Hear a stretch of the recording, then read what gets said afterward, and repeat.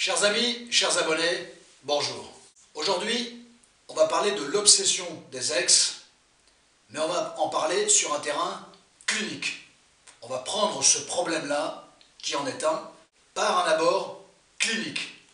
L'obsession de l'ex, tout le monde saisit à quoi cela correspond, c'est une personne qui vit une rupture et qui est obsédée par l'image de son ex. Il y a un manque terrible et il y a des pensées récurrentes, obsédantes, aliénantes en lien avec l'ex. Soit ce sont des pensées, il y a un mécanisme derrière tout ça, soit ce sont des pensées de ce qu'on appelle de remémoration, c'est-à-dire que la personne se remémore les événements qu'elle a vécus avec cette personne-là, soit effectivement c'est plutôt une pensée de projection, c'est-à-dire qu'elle se projette vers ce qui pourrait être à vivre avec l'autre. Le problème qui se pose dans cette situation-là, c'est que la force de la remémoration, une personne qui est quittée peut l'avoir, par contre elle n'a plus la force de projection, puisque fondamentalement la relation normalement est terminée. Donc il y a une frustration assez considérable sur ce terrain-là. Plus rien ne semble possible avec l'ex, du moins les horizons semblent considérablement bouchés. Et ça, c'est intéressant de s'en rendre compte parce que ça va expliquer bon nombre de choses. Un petit like si la vidéo vous a convenu, un abonnement si le contenu des vidéos de cette chaîne vous convient. Pourquoi ce caractère obsessionnel finalement de l'ex? Eh bien, il y a une chose à comprendre derrière tout ça. C'est que ce caractère d'obsession, il est le fruit d'un mécanisme de dépendance. On est obsédé par une personne, on est obsédé par l'ex, qu'à partir du moment où il y a un lien de dépendance à cette personne-là. Il ne peut pas y avoir une obsession de l'ex sans caractère de dépendance. Et là, effectivement, on va retrouver un type de personnalité psychologique particulier qui est ce que l'on appelle la dépendance affective. Les personnes qui sont dans la dépendance affective ont beaucoup plus de chances, façon de parler chance, ont beaucoup plus de chances, présentent plus de probabilités d'être dans ce caractère, de vivre ce caractère obsessionnel de l'ex.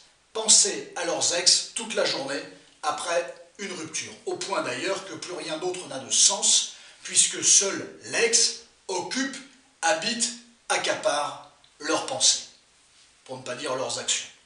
Voilà, ça c'est un préambule qui me paraissait important de poser.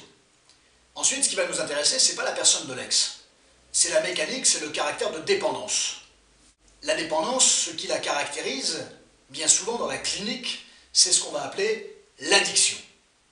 L'addiction se définit comme une dépendance avec une envie irrépressible de faire une activité ou de consommer une substance.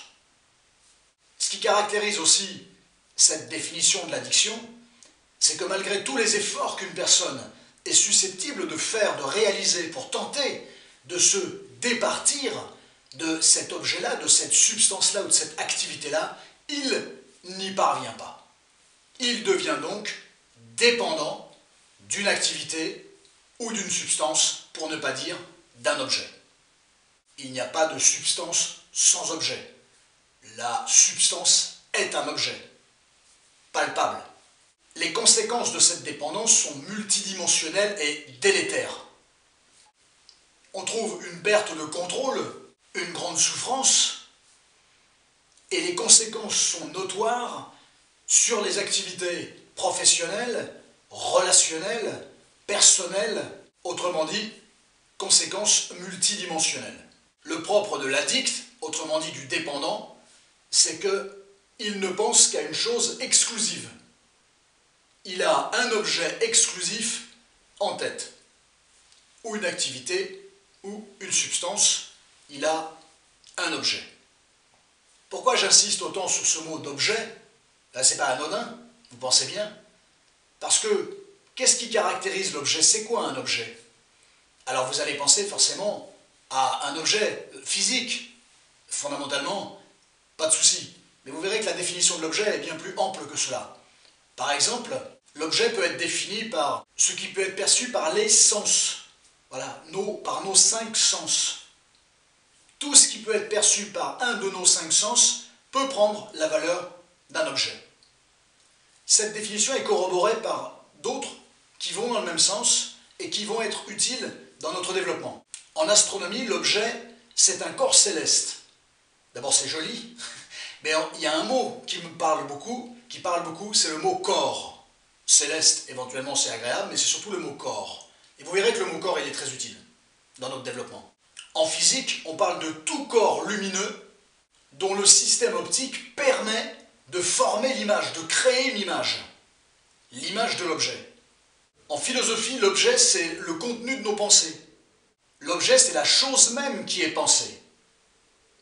Et vous verrez que ces définitions sont très intéressantes sur plusieurs prismes, parce qu'elles correspondent toutes à l'obsession de l'ex, puisque toutes ces définitions-là peuvent être susceptibles d'être adaptées ou adaptables à la question de l'objet, de la personne de l'ex.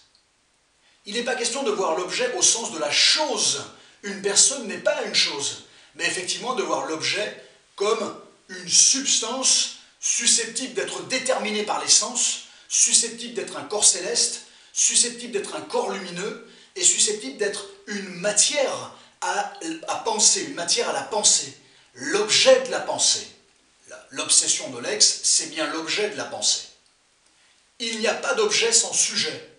Or, le sujet, nous l'avons, c'est la personne qui a été quittée et qui pense à son ex, le sujet, la personne qui a été quittée, l'ex, l'objet.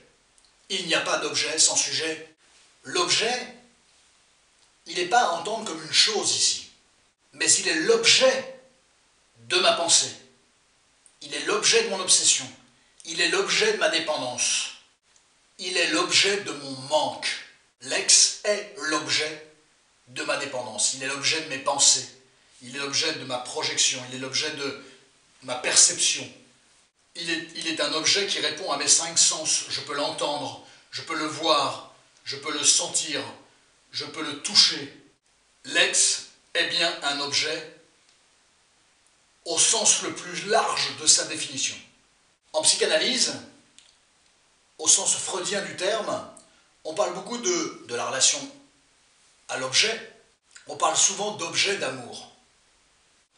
Quand vous perdez l'autre, vous perdez votre objet d'amour, au sens psychanalytique du terme. Donc même la définition de la psychanalyse semble correspondre de cette relation, effectivement, d'objet à objet, de personne à personne.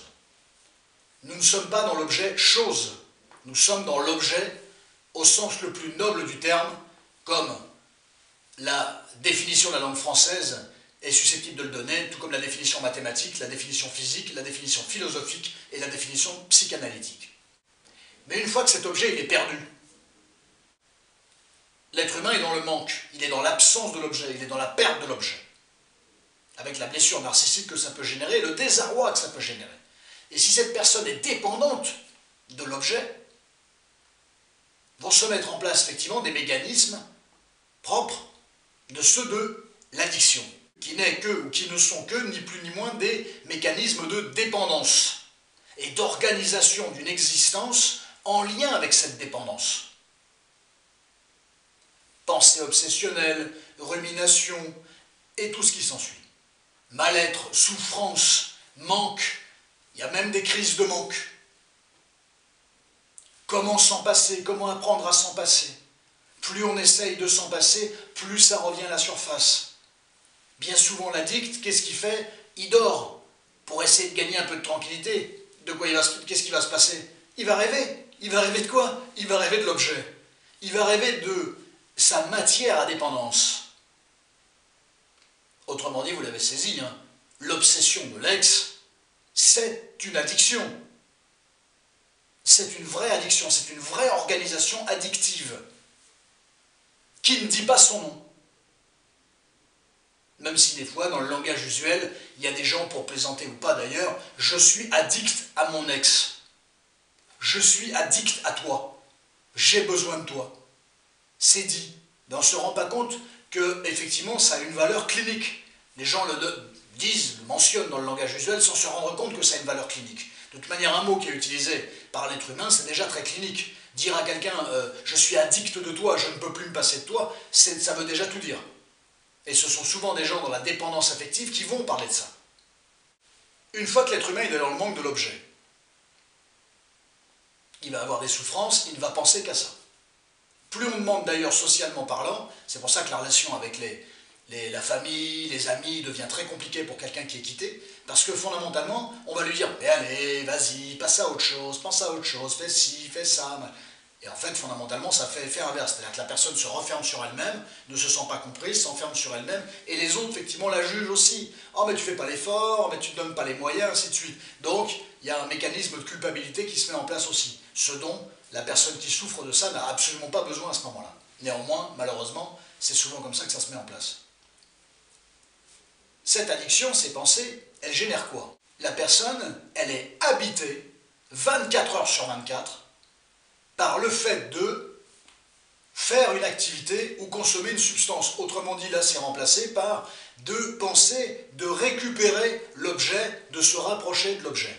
Alors, et des fois, ça prend un caractère, ce qu'on appelle compulsif. Ce qu'il faut arriver à comprendre, c'est très clinique, c'est qu'on jette souvent la pierre socialement sur ceux qui harcèlent, mais le propre du harcèlement, c'est qu'on est dans une décharge impulsive, compulsive, du « c'est plus fort que moi ». La plupart des gens savent très bien à l'avance que ce qu'ils vont faire, ça va générer plus d'emmerdement qu'autre chose, mais ils ne peuvent pas s'empêcher de le faire. Vaut mieux un contact avec mon ex qui va me jeter comme une merde dans la rue, au pied de chez lui, au téléphone ou je ne sais quoi, que rien du tout. Mais à ce moment-là, était beaucoup plus fort que lui l'idée, la compulsion, l'impulsivité de se rapprocher, de se remettre en contact avec l'objet. Donc même si elle est socialement mal vue, pénalement répréhensible, le harcèlement est quelque chose qui s'explique par ce mécanisme impulsif, compulsif. La raison n'y fait plus rien, c'est la compulsion, c'est l'impulsivité qui l'emporte. Je ne suis pas en train de vous dire qu'il faut le faire sous prétexte de vous l'expliquer. C'est pas du tout comme ça que ça marche. C'est pas parce qu'on explique quelque chose, un mécanisme, que forcément il faut le faire. Non, non, on est bien d'accord. C'est la patrouille qui vous rattrapera, la société, le regard des gens, et effectivement la justice qui viendra vous dire que, attention, cette chose-là, ça ne se fait pas. Néanmoins, c'est tout à fait explicable, psychologiquement, voire sociologiquement, pour certains phénomènes de société. L'addict, il souffre particulièrement d'une chose, il est dans la perte de contrôle. Il n'a l'impression, à juste titre souvent, en attendant, de retrouver le contrôle que quand il aura retrouvé la substance ou l'activité. Pourquoi l'activité? Parce qu'il y a des addictions sans objet. C'est effectivement tout ce qui est jeu, les jeux, sans objet au sens objet de consommation. Voilà, il y a forcément un objet, parce que quelqu'un qui est addict à un jeu de grattage, il y a un objet, hein, il y a une grille à gratter, il y a un objet. Hein, voilà, on est d'accord. En fait, si vous voulez, quand on est dans la clinique des addicts, on va faire appel normalement, on le fait souvent avec les médicaments notamment, on fait ce qu'on appelle un sevrage. C'est-à-dire qu'on apprend à désinvestir d'une certaine manière, soit physiologiquement, soit psychologiquement, soit souvent les deux. On apprend effectivement à se dégager de l'objet, de la substance, avec un mécanisme, un phénomène de sevrage. Où on s'habitue, on s'adapte, on essaie de s'adapter petit à petit au fait de se passer, de se sevrer de l'objet, de la substance et de l'objet. Or, ce qui est intéressant, c'est très clinique, c'est que dans la clinique de l'obsession de l'ex, il n'y a pas de sevrage. C'est pas un sevrage par étapes, c'est pas un sevrage intermédiaire, il n'y a pas de tout ça. Il n'y a pas de sevrage d'ailleurs. Ça s'arrête, c'est fini. Il n'y a pas de sevrage. Ça arrive que des fois les relations de couple sont en déliquescence, avec un espèce d'éloignement, c'est une forme de sevrage. Ça a son utilité, ça prépare l'être humain au fait que ça va mal tourner. C'est un plus. Ça ne veut pas dire que ça va être top quand ça va mal tourner, mais c'est déjà un plus, il y a une préparation. La personne voit le truc arriver. Et la personne qui se retrouve devant le fait accompli de l'ex qui fait comprendre que « salut mon grand, salut ma grande, on s'arrête là », il n'y a pas de sevrage. On passe d'une consommation, façon de parler bien sûr, ou d'une accoutumance à une personne à plus rien, sans sevrage, alors qu'on sait très bien que l'être humain, psychologiquement et physiologiquement, il a besoin d'un sevrage. Or, les ruptures abruptes, comme la plupart, en règle générale, effectivement, c'est des ruptures sans sevrage. Eh bien, c'est doublement difficile. Mais c'est intéressant de comprendre à quoi ça correspond et de mettre des mots pour savoir à quoi ça correspond. C'est une vidéo clinique, c'est une vidéo très technique, mais à la limite, vous êtes quand même en droit d'arriver à comprendre quelque chose. Que vous souffriez de rupture, que vous souffriez parce que vous ne parvenez pas à récupérer votre ex, que vous soyez dans une stratégie, soyez stratège, je vous l'ai toujours dit, que vous soyez dans une stratégie pour récupérer votre ex, vous êtes quand même en droit d'arriver à en comprendre quelque chose de ces éléments psychologiques qui sont susceptibles d'expliquer tant et tant et tant de choses. Ce qui ne vous empêche pas d'être dans un deuil pénible, d'être dans une reconquête possible et potentielle, mais d'arriver à en comprendre les tenants et les aboutissants. Par quoi êtes-vous habité pour pouvoir, qui explique que vous fonctionniez comme ça, que vous soyez en souffrance de telle ou telle manière, et éventuellement dans la quête de reconquérir votre ex, et notamment, par exemple, on en a parlé tout à l'heure, de tout ce qui est mécanisme de harcèlement, à quoi ça correspond. C'est l'impulsivité en lien avec l'absence, avec le manque de la substance, avec le manque de la personne ou avec le manque de la situation. La dépendance, l'addiction. L'obsession de l'ex, une clinique addictive qui ne dit pas son nom. La personne qui est dans l'obsession de l'ex, elle est exactement dans les mêmes mécanismes de la personne qui est dans la dépendance, dans l'addiction. Elle finit par désinvestir tout ce qui n'est pas en lien avec l'objet, la substance ou l'activité. Tout est quasiment désinvesti. Les répercussions, tout à l'heure on l'a vu, professionnelles, personnelles, relationnelles, elles sont délétères. Tout ce qui n'est plus en lien avec l'ex, effectivement, devient matière négligeable, sans intérêt, sans force, sans intérêt, sans conviction. Il faut retrouver coûte que coûte l'objet. Malheureusement, bien souvent, ce n'est pas possible, parce que l'objet, la personne, s'en va, au revoir, ciao, et effectivement, vous êtes obligé de composer sans l'autre, avec le vide.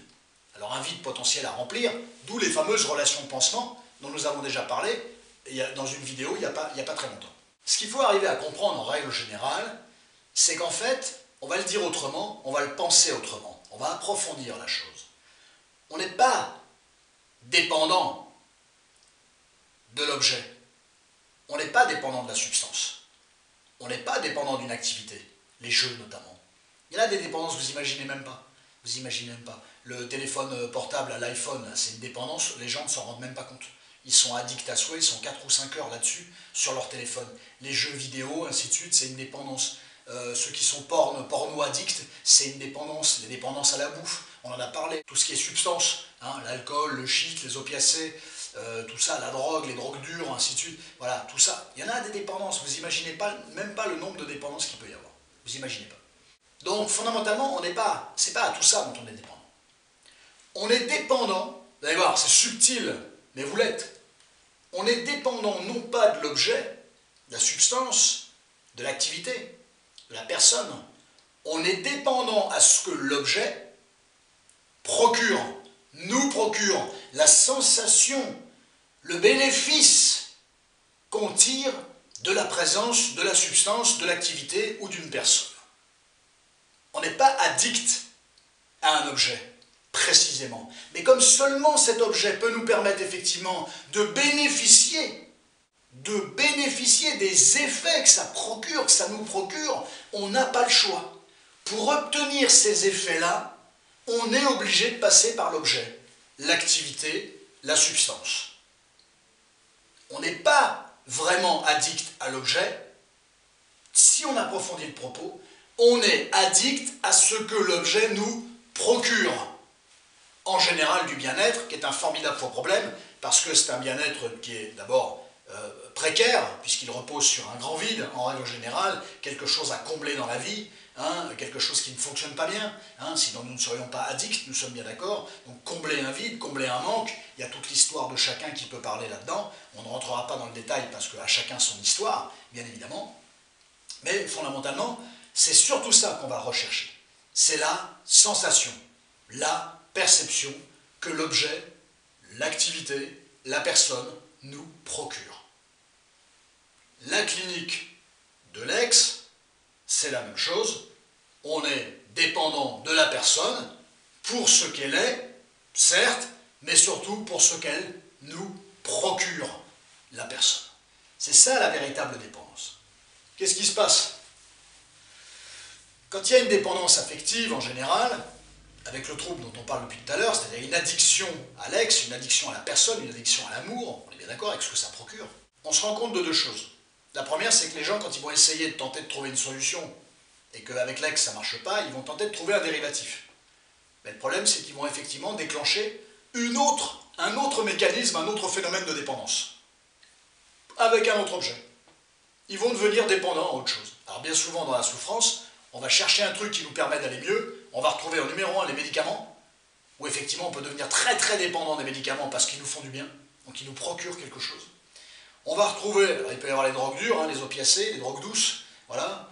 Il peut y avoir l'alcool, il peut y avoir la bouffe, momentanément ça fait du bien, voilà, il peut y avoir tout ça. Donc on va déplacer une dépendance sur un objet, une activité ou une situation par une autre activité, objet, situation, qui effectivement remplace, compense le manque en lien avec la première situation, mais malheureusement, il ne fait que cultiver le système de dépendance, mais il y a juste un déplacement d'objet, ce qu'on appelle.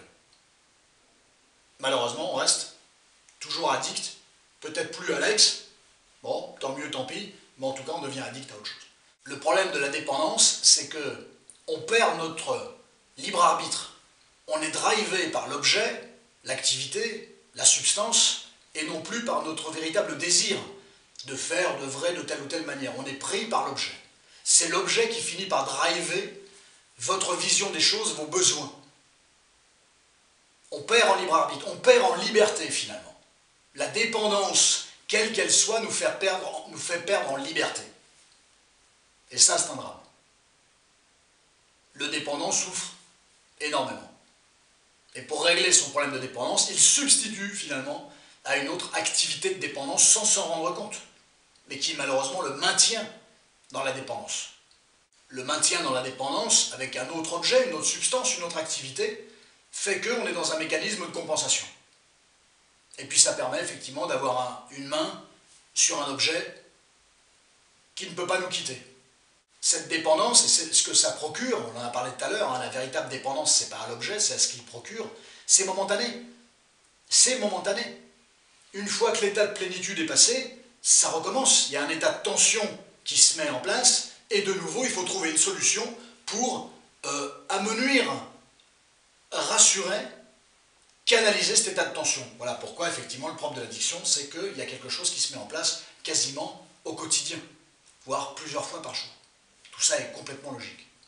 Le dépendant, il s'enferme sur lui-même, c'est le problème. Il culpabilise d'ailleurs beaucoup, lui-même d'être comme ça, forcément, à moins qu'il y ait le déni, mais le déni, ça ne peut pas durer toute une vie, parce qu'il y aura toujours quelqu'un qui lui renverra quelque chose à un moment ou à un autre.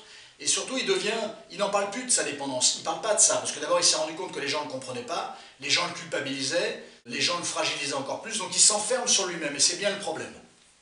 C'est-à-dire que le dépendant, si vous êtes dans une dépendance et très enfermé avec votre dépendance, il faut en parler à quelqu'un. Bien souvent un professionnel de la santé. Bien souvent. Et heureusement.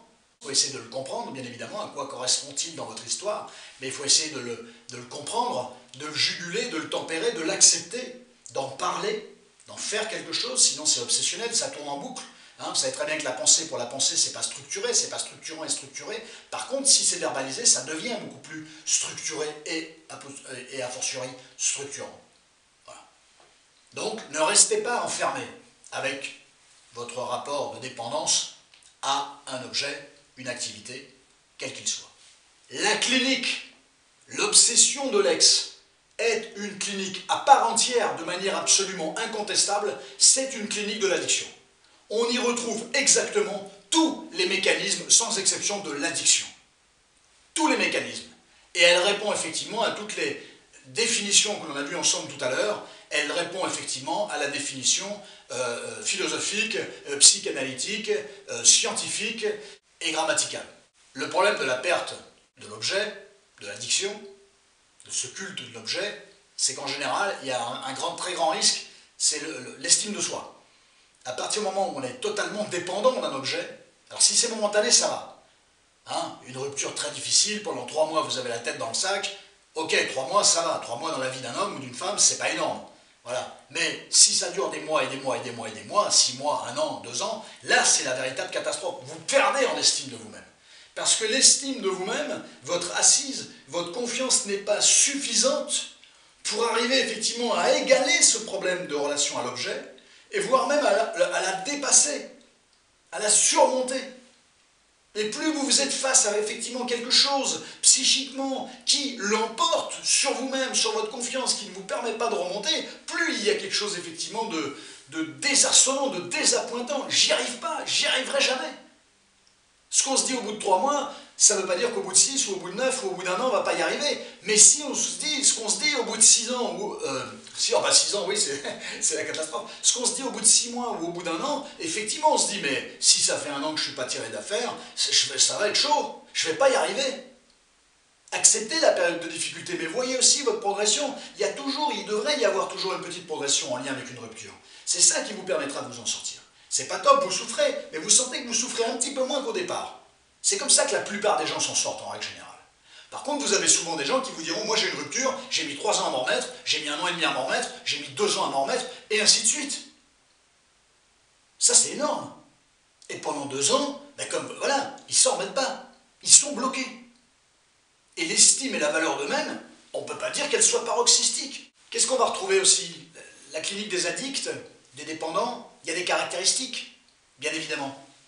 Qu'est-ce qu'on va retrouver? On va retrouver, on va retrouver des signes psychiques et des signes physiologiques.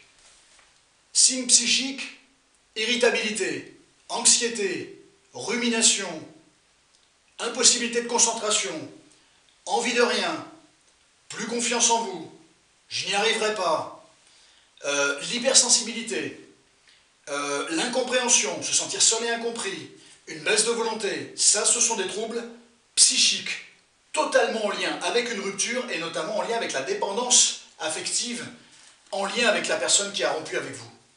On a aussi des signes physiologiques. On a les troubles du sommeil, classiques.